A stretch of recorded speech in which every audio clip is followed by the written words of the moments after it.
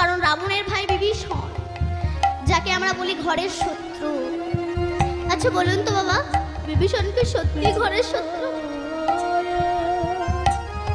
বিভীষণ রাবণকে রক্ষা করতে চেয়েছিল। দাদা তুমি সীতা দেবীকে ফেরত দাও, নইলে তোমার এই সোনার লঙ্কা পুরো ছাই হয়ে যাবে। রাবণ লাঠি মেরেছিল, দোষ হয় না, কোনোদিনও আর আমার সামনে আসবে না, দূর হয়ে যাও। বিভীষণের কিন্তু যাওয়ার জায়গা অনেক ছিল। কোথায় গেলেন না রামের কাছে। রামের কাছে গেলেন, তখন হনুমান দেখতে পেয়েছিল, এসে বলেছিল তোমার পরিচয় কি?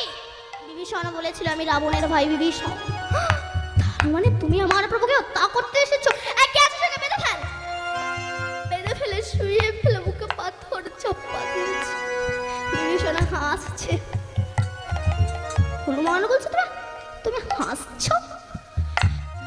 তোমাকে আমি বেঁধে কষ্ট দিচ্ছি, বুকে পাথর চাপা দিয়ে কষ্ট দিচ্ছি, তাও তুমি হাসছো?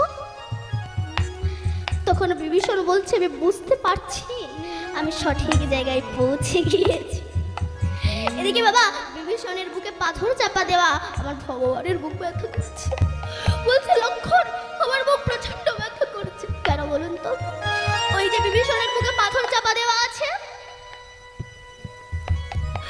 যখন লক্ষণ এসে ওই পাথর তুলে নিয়েছিল বিভীষণের বুকের ব্যথা ভালো হয়ে গেছে। এই হচ্ছে ভক্ত ভগবানের মিলন।